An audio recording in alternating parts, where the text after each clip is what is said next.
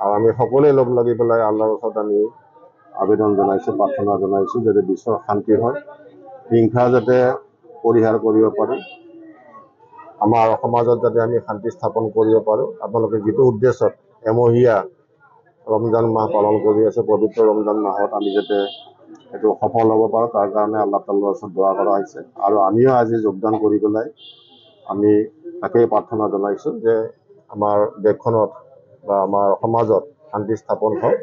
আপোনালোকৰ এই পবিত্ৰ ৰমজান মাহ পালনৰ জৰিয়তে তাৰে কামনা কৰোঁ। প্ৰত্যেক বছৰৰ লেখীয়াকৈ এই বছৰো আমি অসম গণ পৰিষদ দলৰ কাৰ্যালয় প্ৰাংগণত সমূহীয়া দোৱা আৰু ইফতাৰৰ আয়োজন কৰিছিলোঁ।